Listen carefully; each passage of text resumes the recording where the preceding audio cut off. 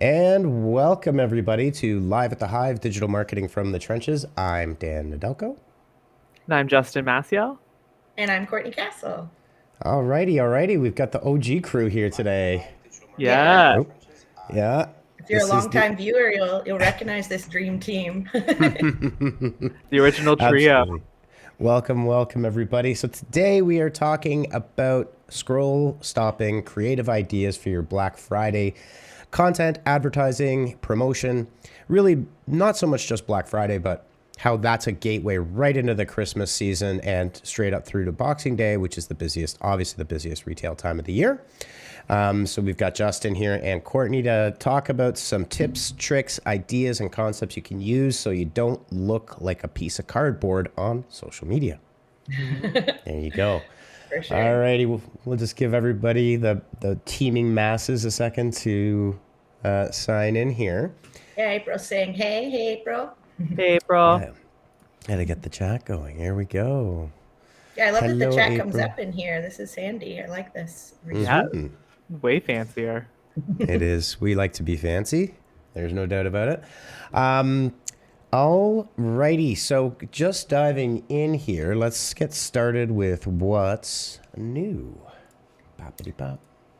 Yeah, I've got some good what's new this week. If you're, first and foremost, Facebook, not surprising announcement at all, as like this is one in many steps they've taken to try and combat fake news and people, going against advertising in not such a great way. So they announced the removal of thousands of ad targeting categories, mostly to do with like politics and news topics, things like that. I believe you can no longer target like certain engagement. Like if people engage with a post that's about a particular bad piece of news, you can, they've limited the way you can target those people. Just again, this is all like in the battle against fake news from Facebook. Yeah, absolutely. And, Facebook's seen the writing on the wall. 100% they've seen the writing on the wall, and they know that there's definitely going to be a change, and they've got to be more proactive. And they've not only done this, they're adding some other tools as well. So some of the targeting are topics like any health issue. This is going to be tough for certain businesses, though, I think. I think what's going to happen is we're going to start to see some of those businesses that maybe are in finance, are in your money, your life areas, that this is going to be, there's going to be some crossover. I mean, there's going to be some spillage, as it were, overall. So definitely something to keep in mind. For sure. Yeah, I think it'll be interesting to watch. And just like they're making lots of updates. Like you said, I think there's another article we have today that's about filtering news feeds and such. And really, they're just, I think everyone can agree, like Facebook now, it's just like sometimes you just get a lot of what you don't want to see in your news feed. And that's what they're trying to correct. So like from a consumer perspective, I like it. From an advertiser, they've already clamped down our reach so much. I'm just like, we'll see what happens. Yeah, and I feel like this, like almost just the beginning in a sense, they're gonna keep going. They're gonna keep trying to optimize that kind of thing for that kind of thing. So we just gotta keep trucking, We'll figure out new strategies. Better creative.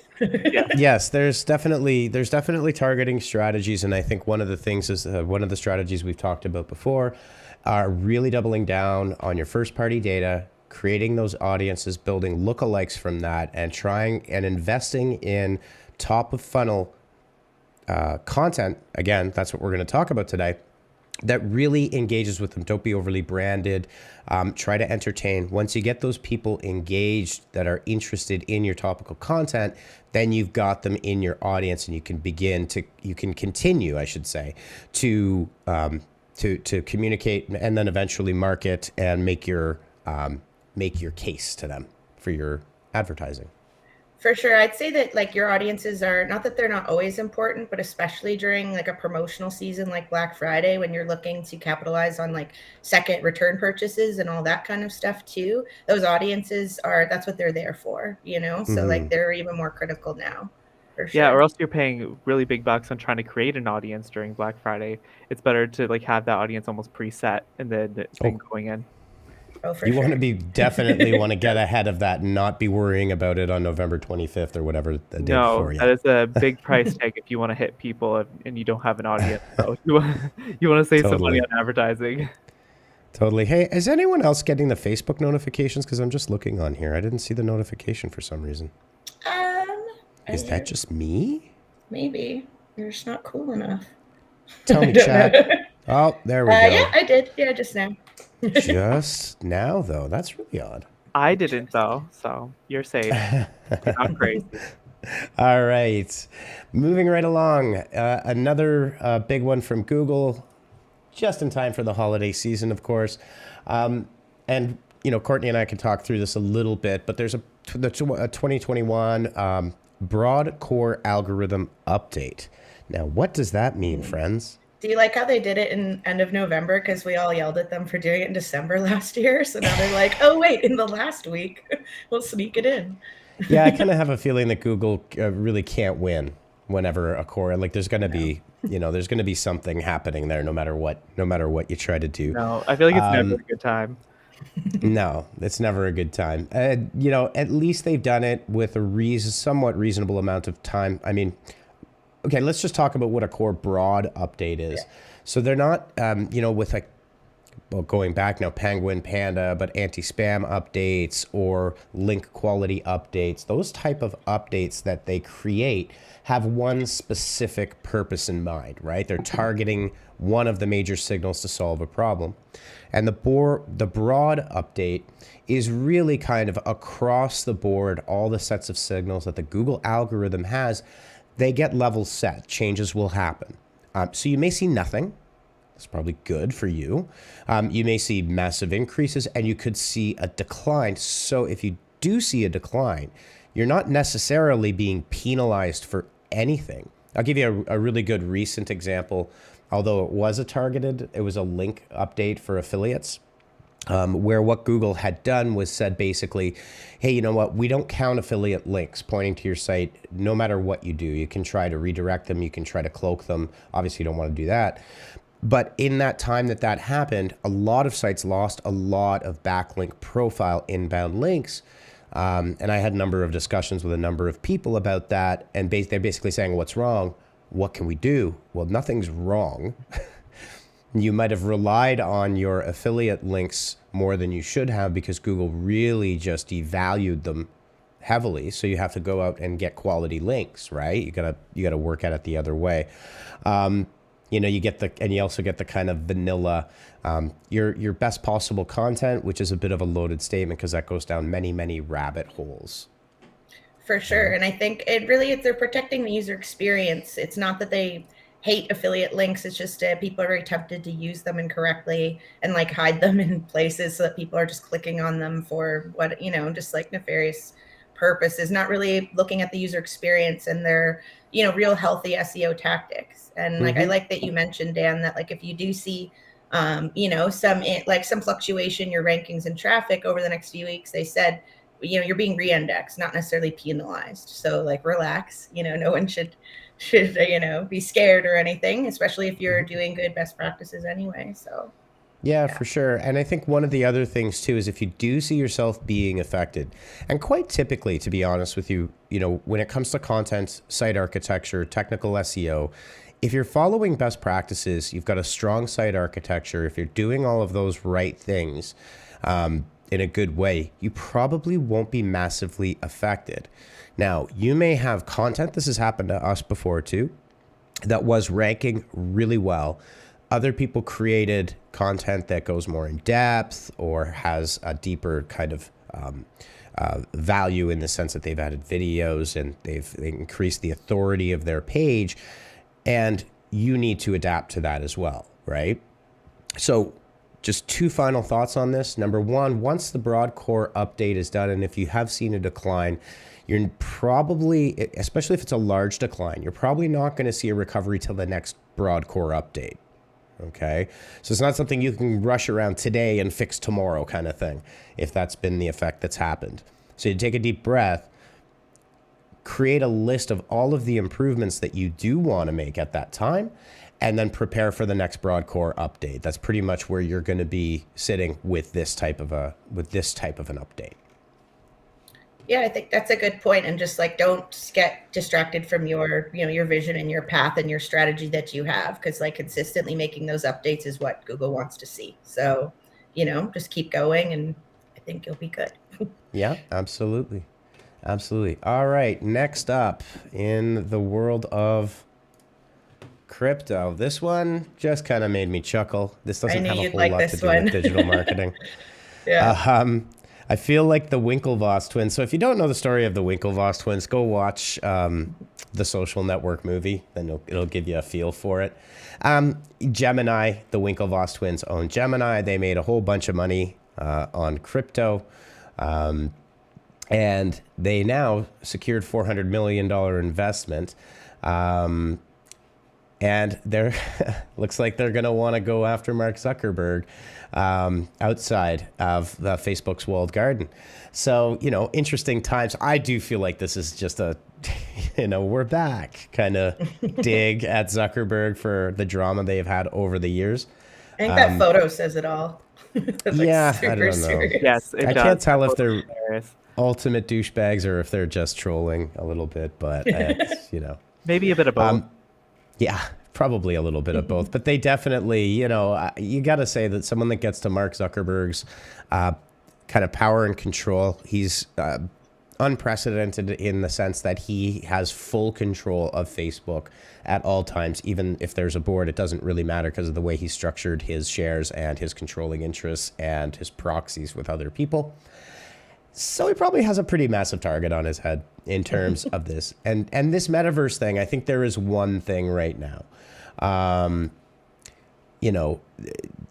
do kind of agree with this. I think that the metaverse, as they develop it, really needs to be there has to be an openness to it, like there is with the internet. We've talked about that before, where, if there wasn't an HTTP protocol, right, and a URI protocol, like none of this stuff would really work very well, right? If one company controlled that. And in the same way, the platforms that power the metaverse need to be open standards, and then you build on top of that, as opposed to Facebook building the infrastructure that everybody's going to be using, right?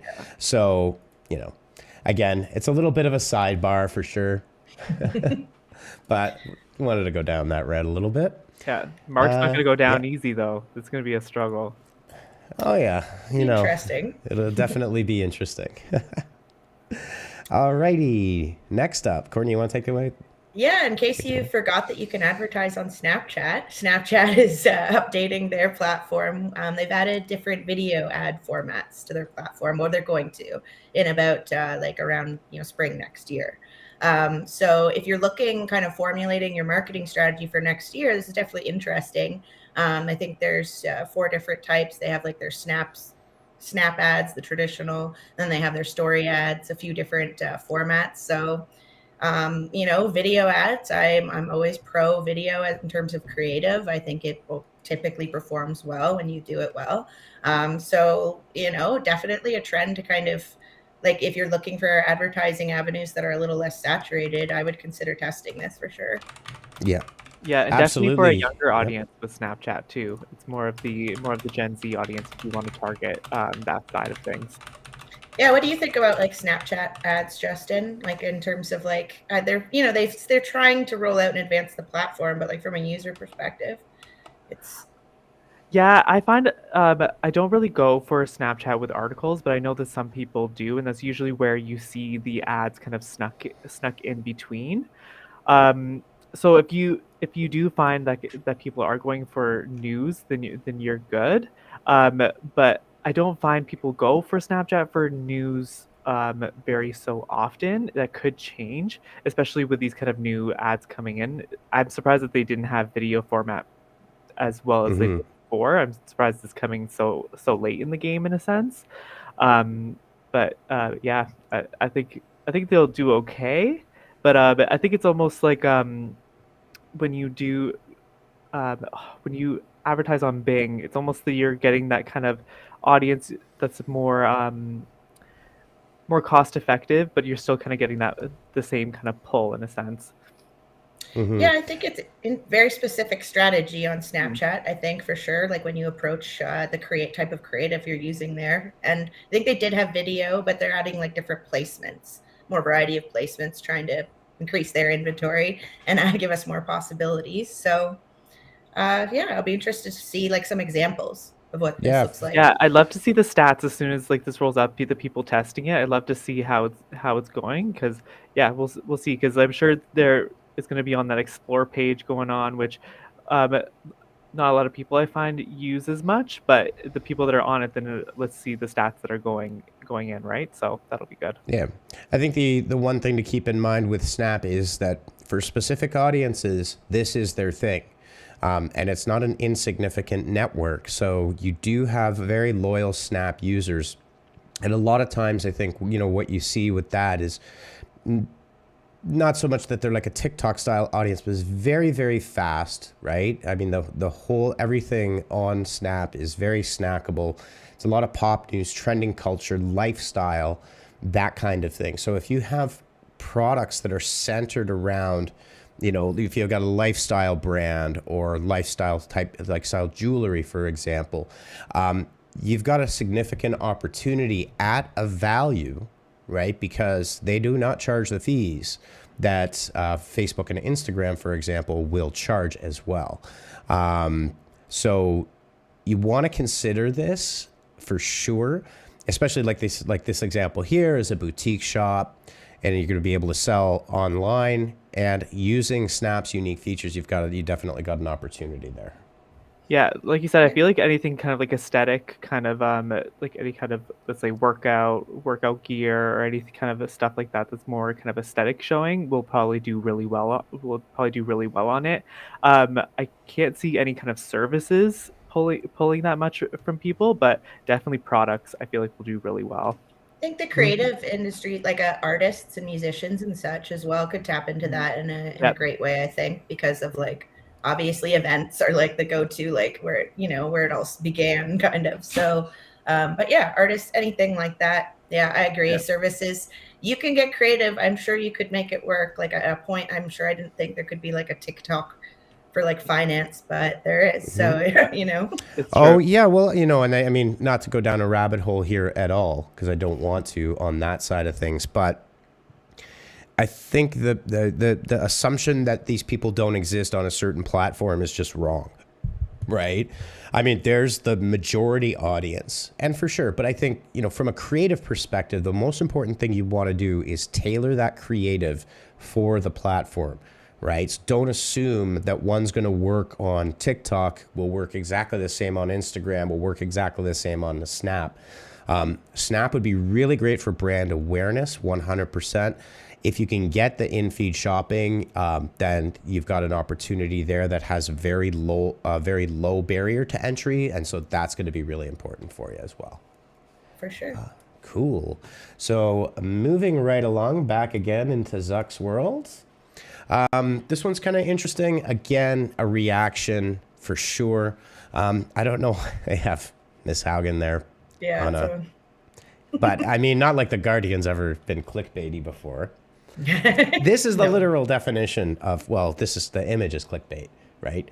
She has nothing to do with managing content tools. So, they're kind of connecting things. But the cool thing about this one is, and this is a possible helpful solution in the sense that the algorithm is trying to guess what things you want, right? What do you want to see in your feed, and how do you want to see it, and how do you want to consume it, and how does that all look, and how does all that work?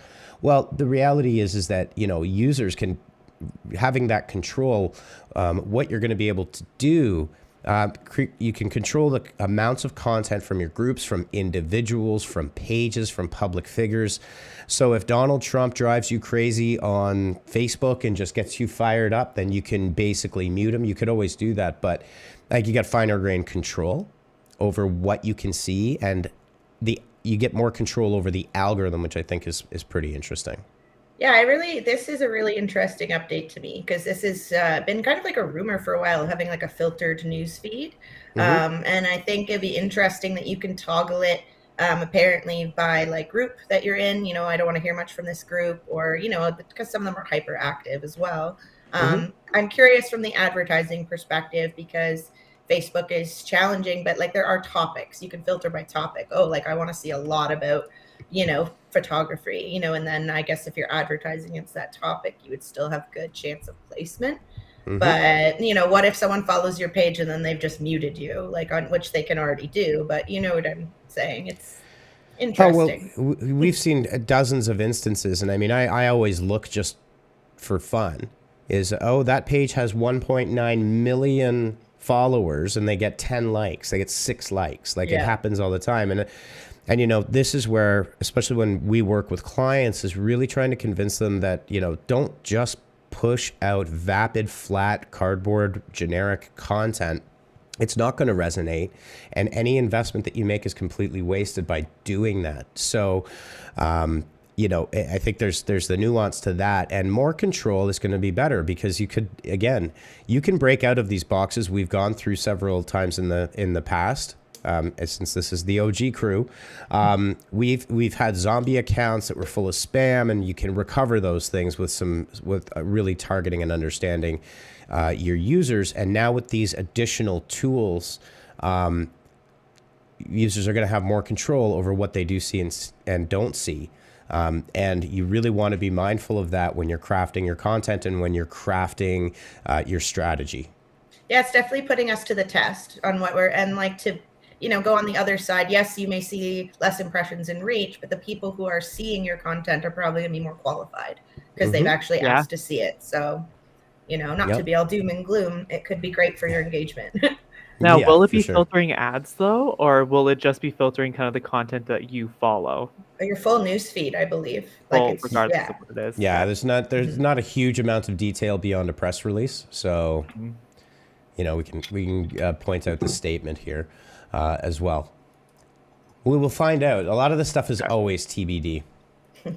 So I'll throw this into the chat for you guys. There you go. All right, by the way, if you are on Facebook, drop a like, YouTube, subscribe, follow, turn notifications on, ring that bell. And if you're on Twitch, welcome. We've got at least one really loyal Twitch user that watches us. It's on my personal channel. Yes, so thank you so much for being here. All right. From the I didn't even remember that this thing still existed file. Instagram, there's not a lot to say about this except for the fact that Instagram is shutting down its companion app Threads by the year end. I don't think it ever resonated. It never really caught on.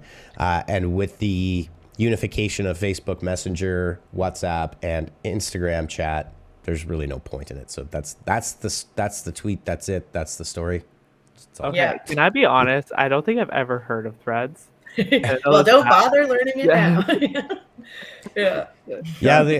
They also have another companion called Direct, if you didn't know that. Oh, wow. Okay. Yeah. That's a thing. See?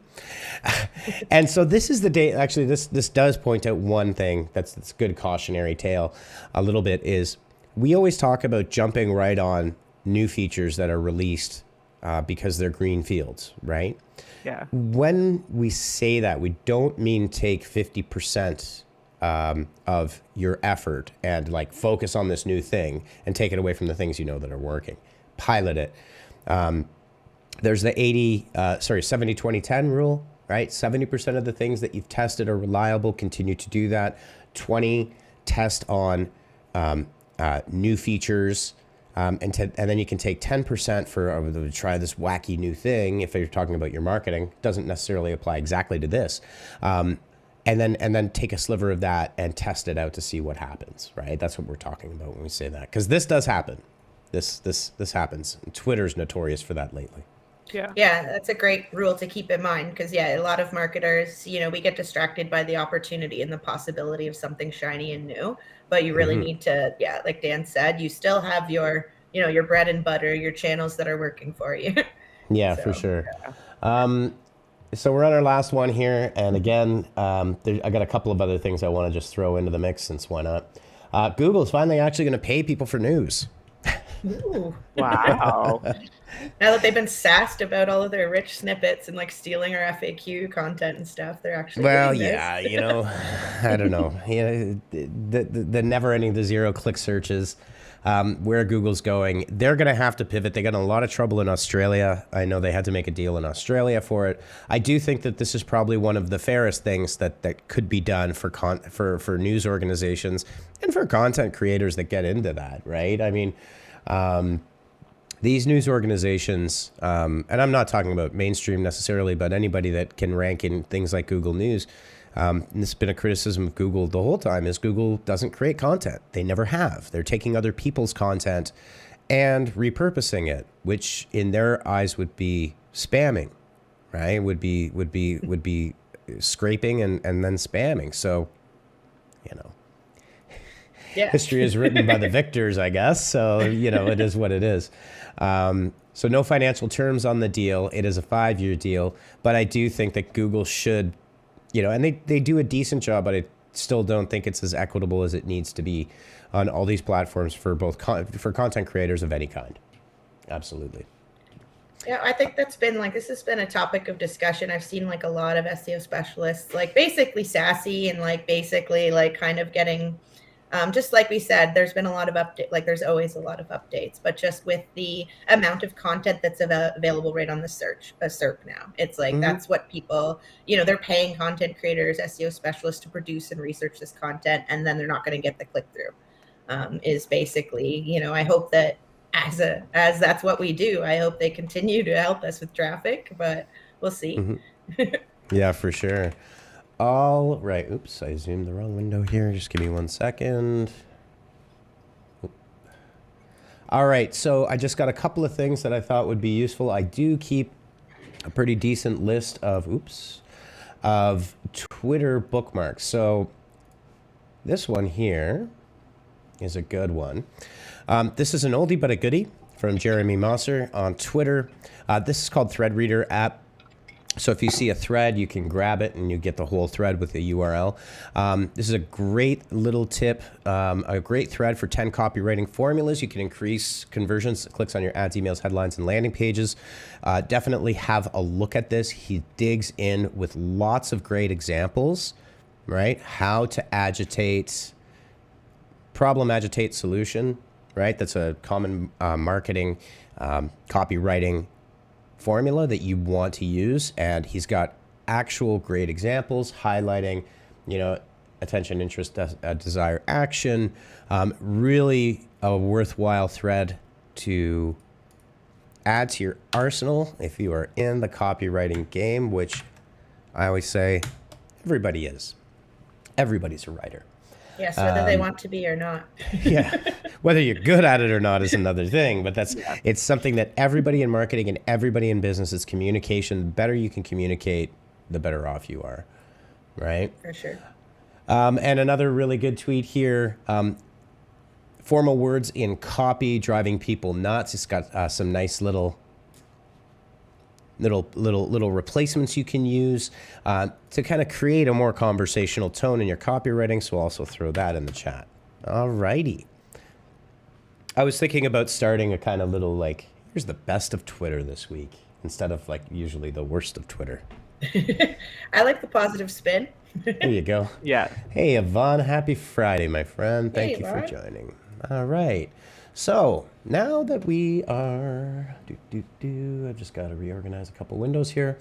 So let's get into what's working this week. And obviously the imminent arrival of Black Friday. Minus 1 week. Yeah. Minus 1 week. Yeah. So one of the things that we want to talk about today are, as social media is just constantly saturated, and it's going to be ballistic this year. For sure. But, one of the things we want to do is, stopping the scroll, getting people's attention. What kind of content can you create? And what, both from an ads and from a content perspective, that's kind of what we want to dig into today and really give you some concrete ideas that you can take away. Some of them are the obvious ones. Some of them will be tips. We're going to give you some free platforms and some free tools that you can look at, especially if you're on a tight budget. and there's lots out there.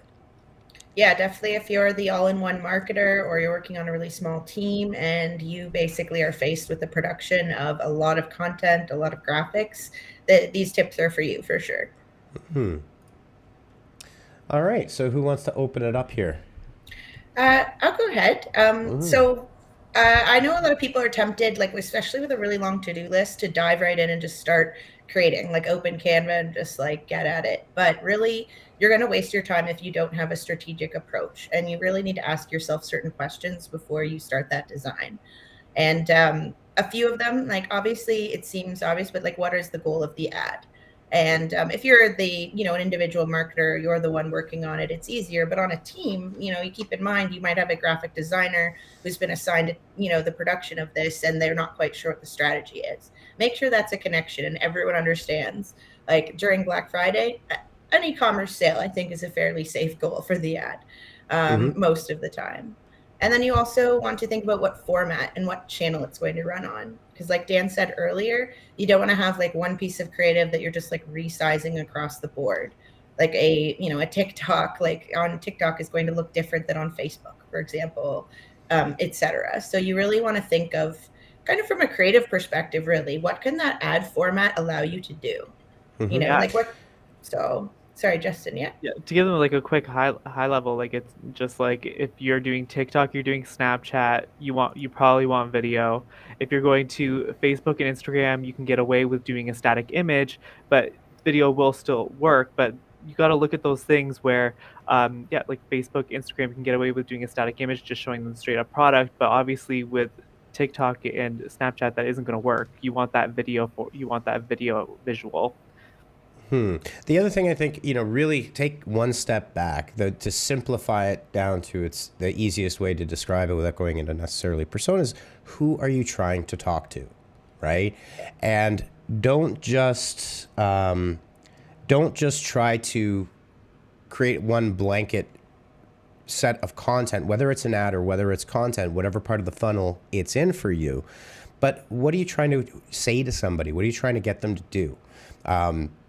And that's the starting point, right? So write out your perfect customer, right? What's your best customer and what's a good customer? And who are they?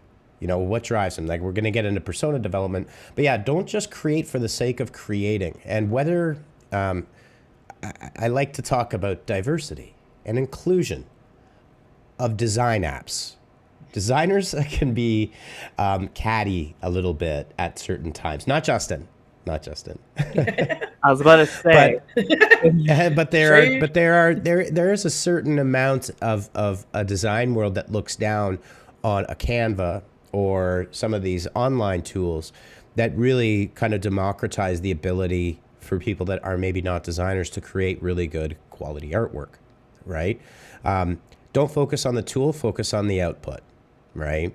And use whatever works for you. That's one of the most important things. And then just lastly, before we move on to this one, it's actually pretty good. There's a pretty good piece of creative here. You probably can't see it, but it's designed for JBL, but it evokes an emotion, right?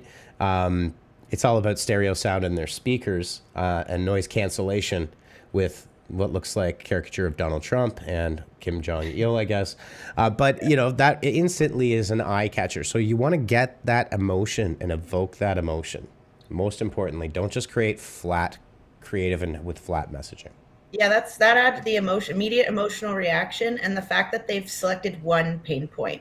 It's like a lot of the times people answer Dan's question, like, who's your audience? Everyone. It's like, no, that's not the answer. That's not a strategy, right? Your message is going to be so vague and your imagery is going to be so vague, it's not going to resonate or be relevant to anyone. So yeah. Always my favorite. Hello, client. Who's your audience? Well, 18 to 65-year-old males and females in North America. Right. Yeah. Write copy for that. That's not generic, and go. Yeah, exactly. Yeah. Exactly. Okay, so moving on from that, let's talk about some of those design tools that you can use, Yeah, I can talk a bit on this as I'm a 100%, go for it. I'm an expert on these design tools over here. So we got for the paid ones, we're kind of recommending Adobe, Stencil, and Mojo. Stencil's kind of like kind of a version of Canva, so very self-explanatory, very user-friendly if you want to kind of go for those paid tools. Obviously, Adobe is a bit more intense, but I do kind of, if you want to work with video, I do recommend Adobe Rush. Rush is really good, kind of really quick and easy if you want to go that paid route. But there are a ton of free tools that you can use. Obviously, Canva is at the top of that list. Canva does really well at giving you kind of templates, and now they do work a bit on video. So if you need to kind of get a nice kind of B-roll kind of style ad, then you can, and you can get one that looks very, very polished and still really good.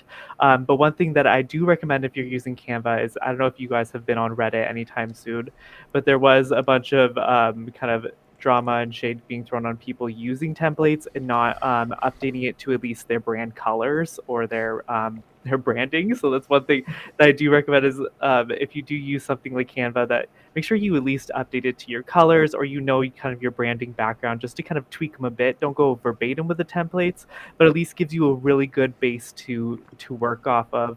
Then kind of the other ones are Photopia, Teza, Unfold, Record It, and then Snapseed, Lightroom, and Foodie. Which Lightroom I feel like is pretty self-explanatory. That's a kind of photo editing app. But Photopia, Teza, Unfold, and Record It, those will function pretty much the same as Canva, so pretty user friendly. I think that the major things coming in, like obviously the Adobe Creative Suite is probably the gold standard. It's the most used, but it's also like $1,200 a year. So for just the base, or you could just pick your favorite one and pay for one of them. Well, me. yeah, you could. Yeah, you could. And there are all sorts of alternatives to Adobe, again, depending on how you want to get into it. Yeah. Just to follow up on what Justin was saying, Canva can be a time saver. And even one thing is, if you are working with a designer, you can actually merge the workflows. And I think one thing to keep in mind is that there is creative design and then production design. When you get into production, we've got, say, 5 or 6 social media networks that all have 7 or 8 different sizes. So you can get lost in a rabbit hole. And that rabbit hole can be very painful if you're producing a lot of content. One of the things that you can do is have their designer create from a Creative Cloud suite, whether it's Illustrator or Photoshop, and create your unique template elements, put those into Canva, set up your brand style guide colors. And this is one thing, I don't know, I know Justin's seen this. It's like a huge pet peeve of mine when I see it. But one of the things is when there are 4 different, very similar, very close shades of blue, but the RGB values are off by like just a little bit. Like I just kind of clicked close enough. Like, please be consistent with that. It does become noticeable, especially if you've got like 17 different shades of blue that are all fairly close, right? But let's not hate on the free tools. Yeah, and a lot of the tools you can set that in there. And I think that's actually our next slide. We chat a bit about customizing when you do pick the tool that you're using. I know Canva does it very well, but some of the other tools too, you can actually go in and just set like your brand palette, like go in with the proper hex code, the whichever version you're using, plug it in, and then you just reselect it each time. It's, you don't have to do it. Same with your logo or with any sort of design element like that. You can kind of just set it so that also anyone on your team using it, it'll produce a design that's consistent that way. Yeah. Mm-hmm. Cool. Let's moving. Unless there was something you wanted to talk about. I think this personalizing creative kind of goes with the branding in itself. Like, don't go fully into the templates. Make sure you're using your colors. Make sure you're still kind of getting the same vibe that you originally did when you were doing your branding and your brand guidelines when you're making your company, right? So you kind of want to still follow the fonts. Don't go with the templates verbatim. Make sure it's personal to your company. Templates are there to get you started, not to get you over the finish line. Yeah, exactly. Yeah, they're a foundation to start from if you don't quite have the design eye like some of us. Yeah, and you certainly, I mean, I did see that Reddit thread. I think it's less about hating on Canva and just like with any tool, if you don't use it properly, like, Yeah. right? Yeah, it You was know, more the, about the people that are just literally just grabbing the template and not even changing anything really. They're just like, okay, this looks great, post. yeah, And then not even exactly. changing. I think some of them, they weren't even changing the initial stock image that was like preset. It was just they were using the exact template verbatim. So definitely personalize Hmm. it. Yeah, Mhm. for sure. All right, so moving right along here. Oop, there we go. So what kind of ideas can we put into the creative process to get attention on social media? And so, number one, and this may be obvious to some people, it may not, use humor, right? Use memes, use GIFs, use humor. It's, you know, oh, go ahead. I was just going to say, I think this is something like that brands are doing better now than they ever have been. Like, I'm not Hmm. sure what took us so long to kind of let go of the idea of like a brand not posting a meme or not, someone creating a reel on Instagram about being relatable, and I'm really glad that we've accepted that, you know what I mean? And people have really like marketing as a whole, like we finally understand and use social media in a genuine way. Hmm. Don't be afraid to have it not be 100% polished. So, yeah, I think like although it's always kind of maybe a bit hard, I feel like they do it better now than they ever have. Yeah, Well, I totally. agree. And yeah, I would tend to give TikTok a lot of credit for bringing that. You know, it Yeah. started with Twitter with a few brands that were more daring to, willing to have comedians kind of be the face of their brand. Wendy's being a great example, but Yeah. really with the explosion, and you go look on TikTok, you will see brands, competitor brands, commenting at each other and commenting to normal users that have gone viral, right? It's a pretty amazing thing to see. Yeah, I find Duolingo is doing a really good job on that right now. Well, Duolingo's always been good, but yeah, the girl that runs that, their manager for TikTok has a really great sense of humor, and they poke fun at themselves and they poke fun at others, and she's just got good comebacks, right? Like, I mean, Yeah. it's that's what you want there. One quick tip, and this absolutely drives me nuts because especially I think local businesses can be guilty of this, is the notion that, hey, I'm going to create a hashtag, right? You know, Dan's marketing WRONT BFCM. It's like, what the? Why are you doing this? Nobody. That's not what hashtags are for, right? So use meme jacking, right? Memes are trending all the time. Find out what's trending, jump on that wave, participate in that. Hashtag trending hashtags, popular hashtags. But I think there's some very unique scenarios where especially smaller businesses are going to have any success whatsoever with trying to create their own hashtag. You know, so that's just one tip on that. For Yeah. sure. Yeah. I think Sorry. trending audio too is another thing we need to consider hopping in on as well. Like if you want to increase the reach and impressions on your post, the Mm-hmm. meme jacking, and then also, yeah, if you're doing TikTok or Instagram reels and stuff, Yep. save audio that's trending and try and produce content with Yeah. it. I was literally just about to say that. Yeah, like audio is kind of the new hashtag in a sense, especially when it comes to TikTok and Instagram Reels. Yeah, and you can create and save your Yeah. I just thought I'd throw that in there. Yeah. own too. Yeah, one last thing about making them laugh and with memes, and we've talked about this before, but one of the most important things about a meme is specificity. What is funny to one person will not be funny to another person. We've talked a lot about this, but don't just say like it's a meme. But there are memes that new moms will find funny, that dads will find funny, that grandparents will find funny, that specific people of a certain demographic will actually find engaging. So again, you're not trying to get everybody in the world to react to it. You want to get that one very narrow sliver of people specifically that you're trying to reach and evoke that emotion from them. Yeah, honestly, memes are so specific. It's one specific relatable moment is usually the best performing memes that like resonate the most, even if it's like a 5 second like. Honestly, it's like how brief some of these videos are and how much they resonate with people is what impresses me. It's interesting, but Yeah, for sure.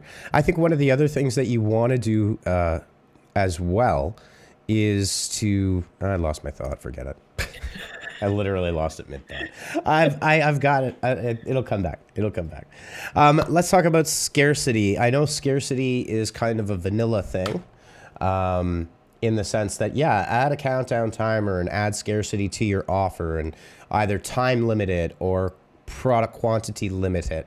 But one of the things that you can do, and I've got some examples here, is there are a lot of different ways that these timers can be subtly and with nuance, can be themed appropriately, can be rotated appropriately.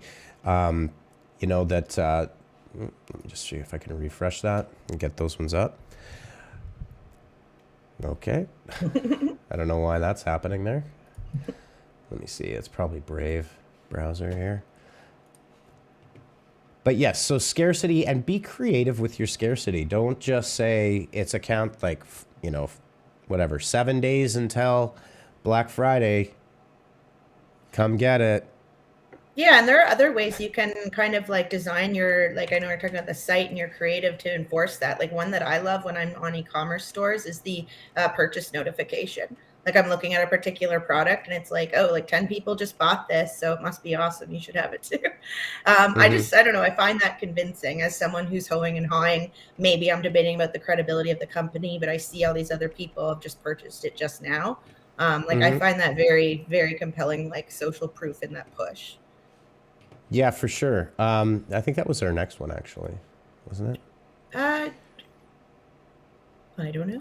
It's one of them here. Yeah, I think it's just in our. Oh no, our you're right. You're right. You got it there. Yeah, purchase notifications. So there's lots of those ones there.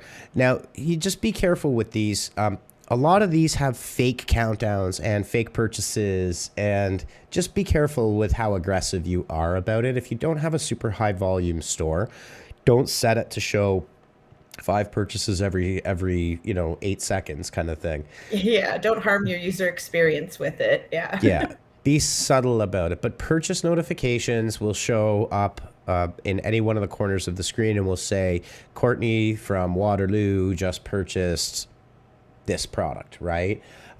So that does give some good feedback, right? Good. I like it for Black Friday because you may have a lot of first-time purchases. Maybe you used it, as we have here, a Doorbuster deal to get someone in, and then you have that credibility of like, here's someone, you know what I mean, that actually did purchase it. It's just that I find like for a first-time purchase, it's a pretty convincing thing. Yeah, for sure. And I think one of the things here is if you're going to go down the route of a one-day Doorbuster to get clients through the door, I want to give some advice on this. This is less about what our topic is, but just a little bit of a tip is if you are going to do a Doorbuster deal, please make it a Doorbuster. Don't do like 5% off and free shipping. Like that's not a Doorbuster anymore, right? So you either do it or you don't do it. And that's what we've seen over the years. Don't call something an amazing door-busting deal if it's not an amazing door-busting deal.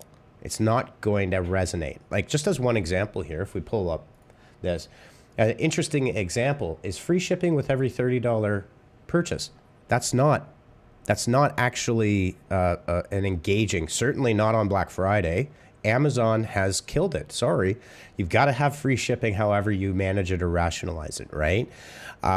So if you're going to door bust for one day, right, you can limit the quantities, you can do whatever you want, but actually do a doorbuster. And the goal, once again, on those, we call them tripwires, it's probably a negative connotation to it, is not to make money on that first purchase. That is not what we're trying to do here. What we are trying to do is get that customer in the door and build that relationship to the third and fourth and fifth purchases.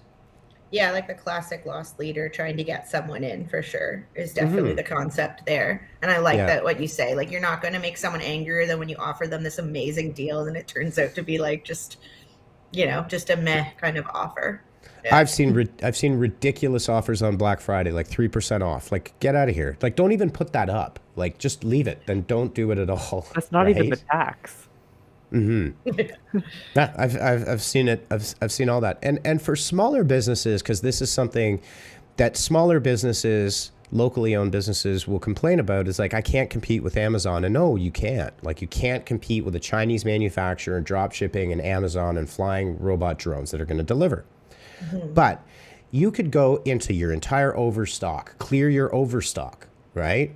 Get rid of that stuff and do it at cost or less than cost. I mean, if something's sitting on a shelf in a warehouse, it's not doing you any good.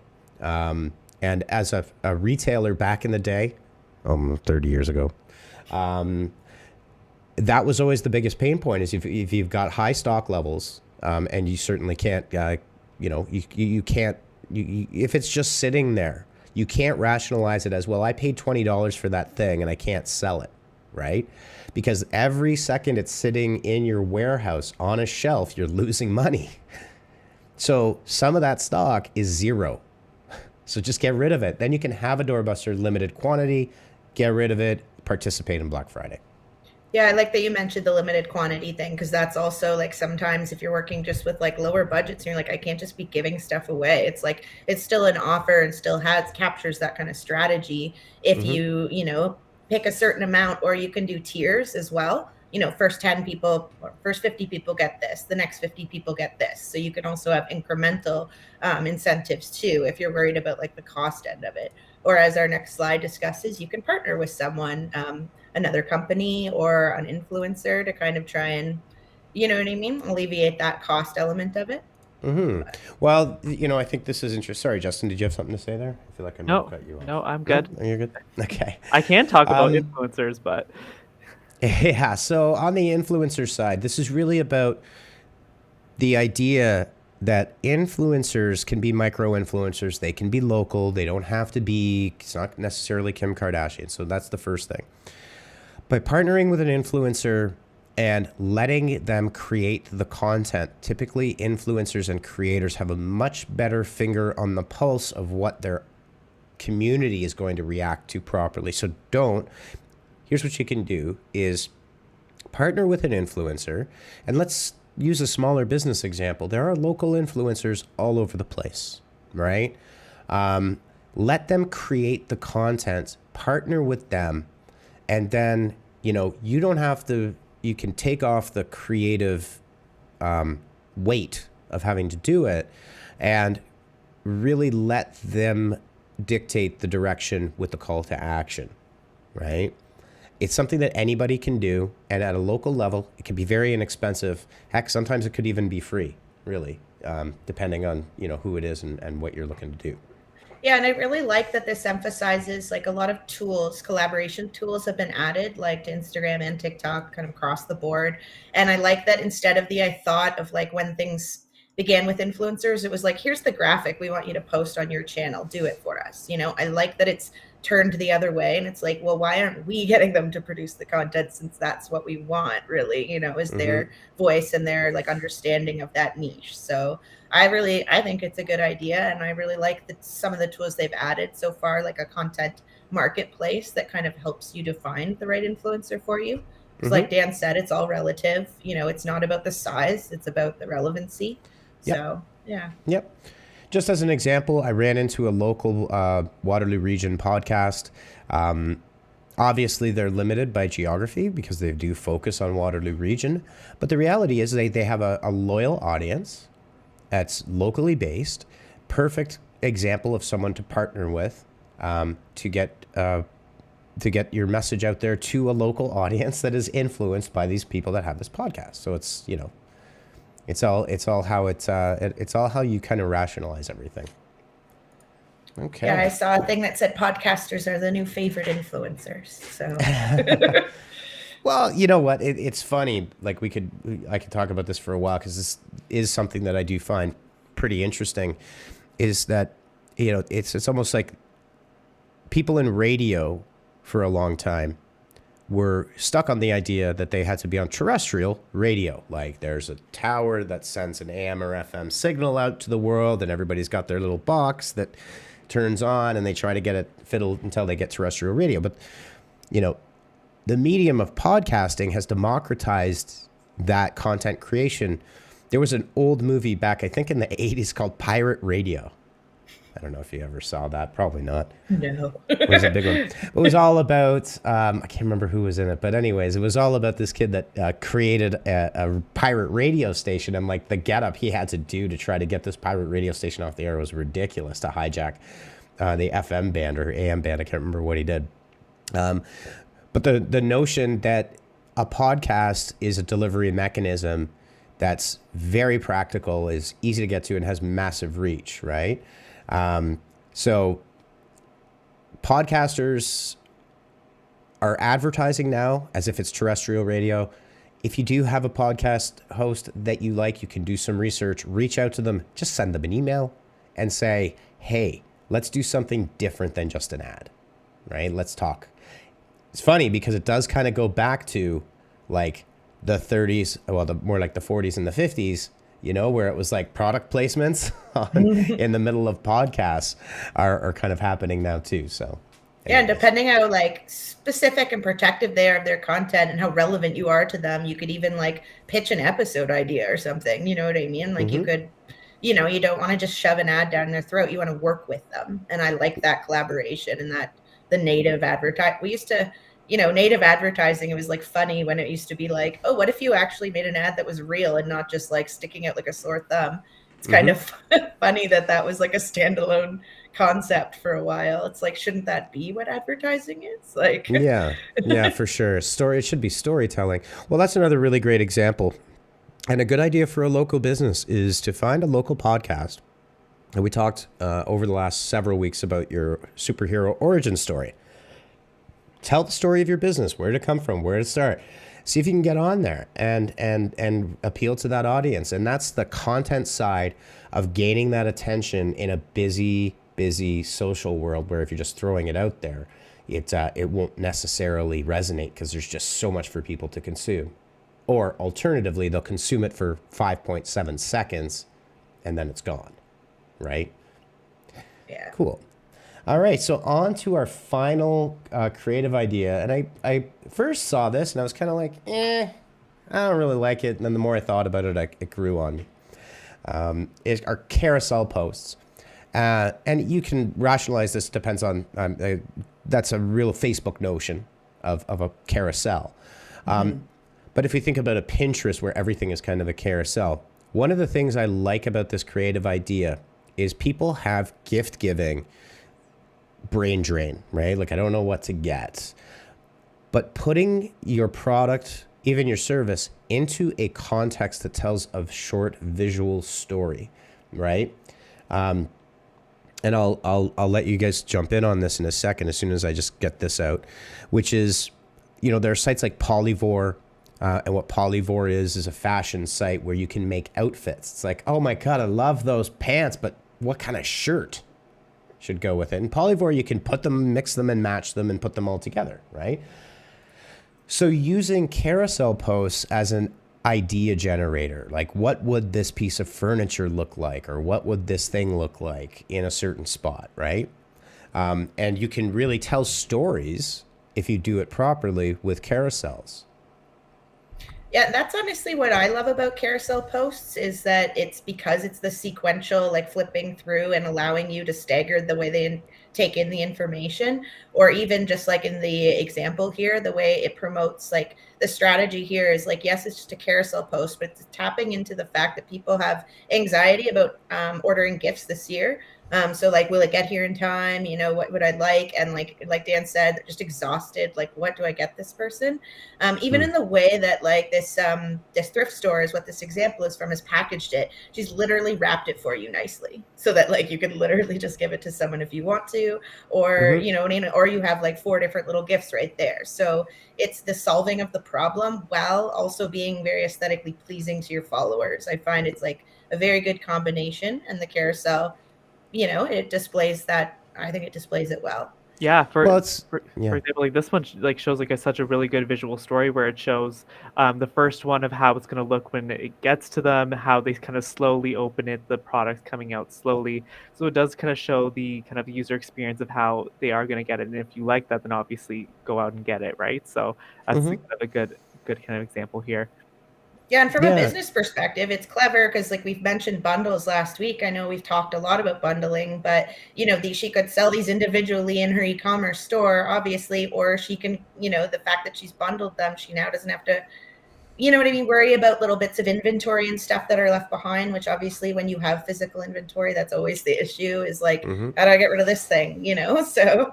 Well, and from a creative perspective, she's just using natural light. She's just got a drop cloth with a garland.